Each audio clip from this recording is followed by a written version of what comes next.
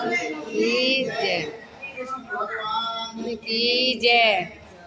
उनके पुत्र युधिष्ठिर ने विनम्रता से पूछा, हे जनार्दन,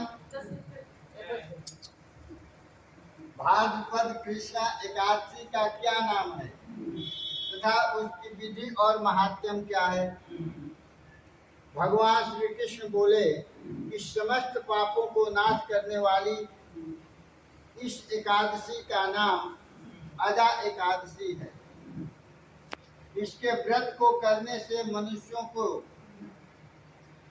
मनुष्य पापों से मुक्त हो जाता है और मनवांछित फल प्राप्त करता है। जो श्रद्धालु अजा एकादशी के दिन भगवान ऋषिकेश का पूजन करता है उसे अवश्य वैकुंठ की प्राप्ति होती है। ऋषिकेश विष्णु भगवान का ही नाम है।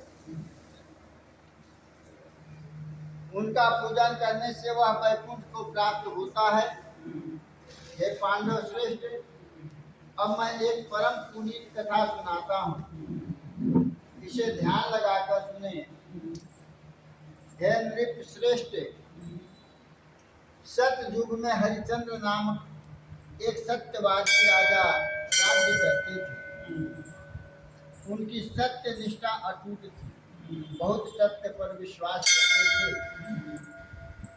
वे जागते सोते सदैव सत्य व्रत पालन करते थे। किसी षड्यंत्र बस राजा ने अपना सारा राज्य और धन दान में दे दिया।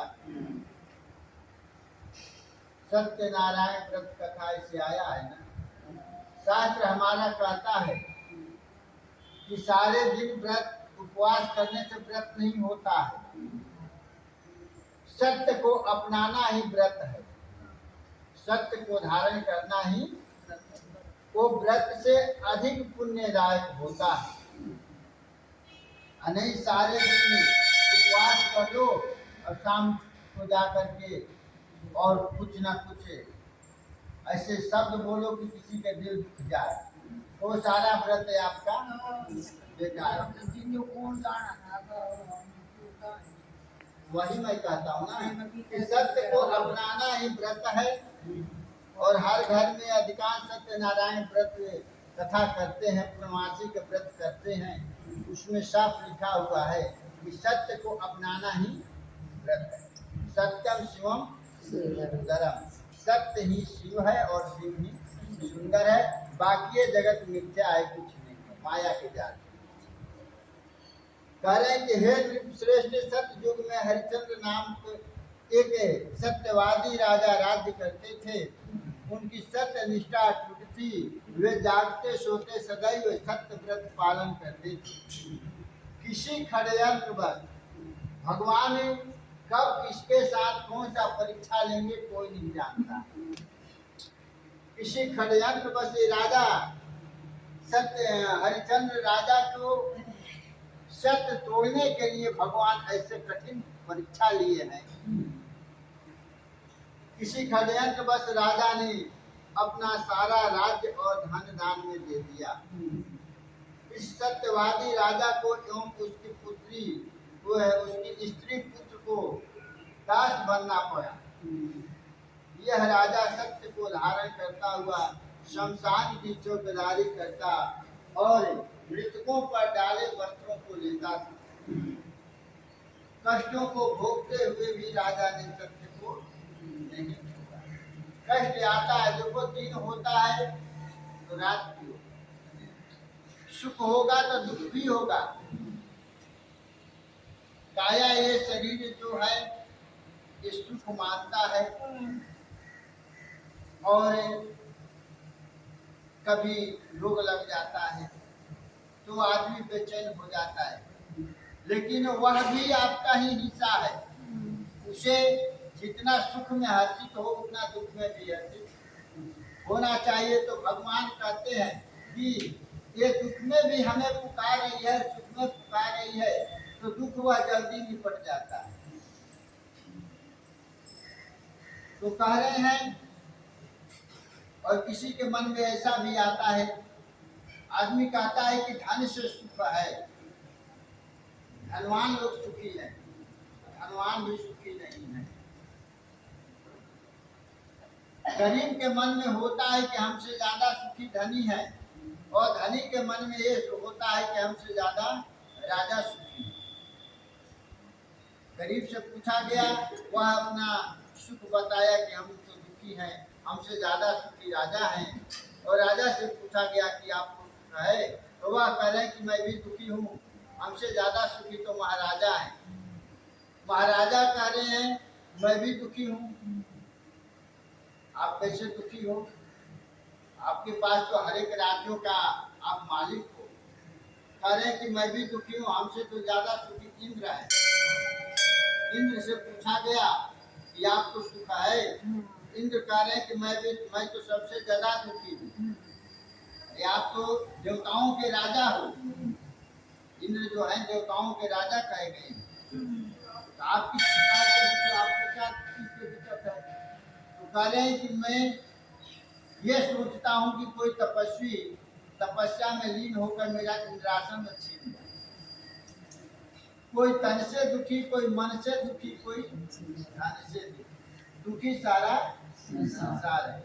तो गरीब कहे धनवान सुखी, धनवान कहे सुख राजा को भारी, और राजा कहे महाराजा सुखी, महाराजा कहे सुख इंद्र को भारी। इंद्र भी नकार गए कि मैं तो दुखी हूँ।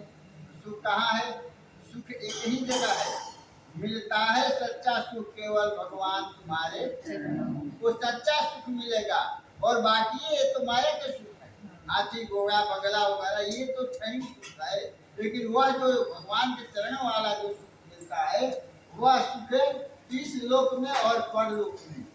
यहाँ जब तक है तब तक भी वो शांत देगा, और मरने के बाद भी वह सुख शांत देगा। इसलिए वही सुखी हम लोग, वही भगवान के चरण को अपनाए तो वह ज्यादा अच्छा रहेगा। कह रहे हैं कि राजा अपने रानी को भी छोड़ दिया,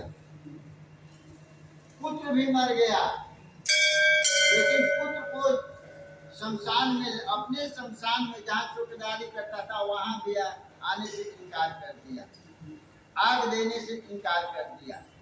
अपना क्यों? मैं जिसका चौकीदारी कर रहा हूँ, जो नौकरी पर रखा है, बिना उसके आज्ञा के मैं नहीं। नौकर भी बनो तो ऐसा बनो, अरे नौकर बनो तो ऐसा बनो कि मालिक के आदेश का पालन, वही आपका धर्म है।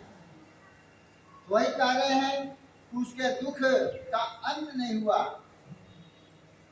मृतकों पर डाले वस्तुओं को लेता था, कष्टों को भोगते हुए राजा ने सत्य को नहीं छोड़ा। उसके दुख का अंत नहीं हो रहा था। इतना दुख आने लगा कि सोचा कि सारा संसार का दुख हमें ही प्राप्त हो रहा है, लेकिन फिर भी अपना सत्य को नहीं छोड़ा। एक दिन राजा हरिश्चंद्र ने भगवान विष्णु का ध्यान कर कुछ भी नहीं खाया।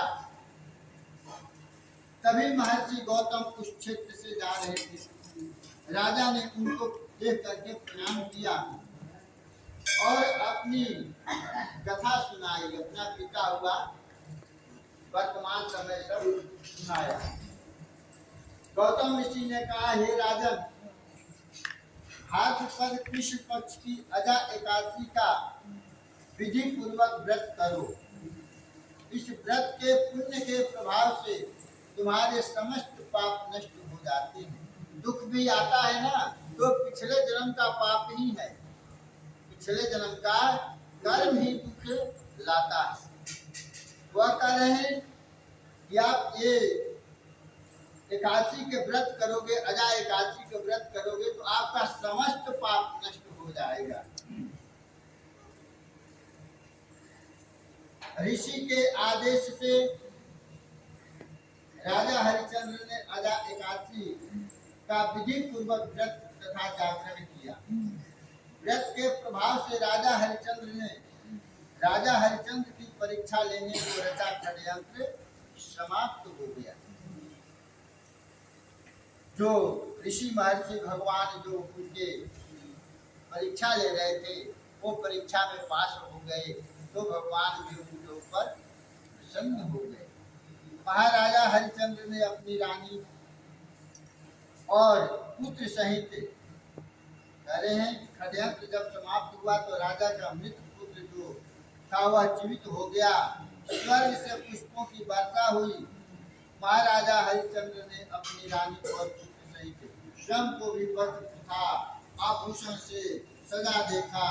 कुंडदायी अजात एकादशी के व्रत के प्रभाव से उन्हें पुनः राज्य मिल गया। पुनः राज्य मिल गया। भगवान कहते हैं दुख तो मैं दे रहा हूं लेकिन सुख भी दूंगा, लेकिन संतोषम परम सुखम, जब संतोष रहेगा। शास्त्र में लिखा है कि संतोषम परम सुखम, संतोष है तो वही सबसे बड़ा सुख है। लेकिन कर्म प्रधान विश्व करेगा का जो जस करे वही फल। कर्म अच्छा करना चाहिए।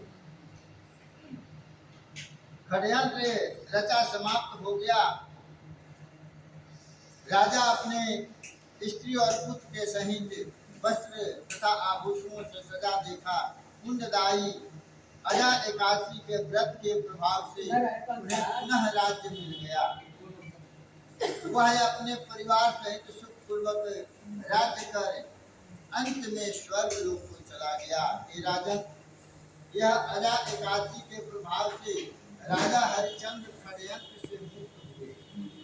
जो मनुष्य यत्न के साथ विधि पूर्वक इस व्रत को करते हैं उनके समस्त पाप नष्ट हो जाते हैं। इस प्रकार की कथा के श्रवण मात्र से, केवल सुनने मात्र से, व्रत करो चाहे मत करो, कह रहा है कि केवल सुनने मात्र से, श्रवण मात्र से अश्वमेध यज्ञ का फल प्राप्त होता है।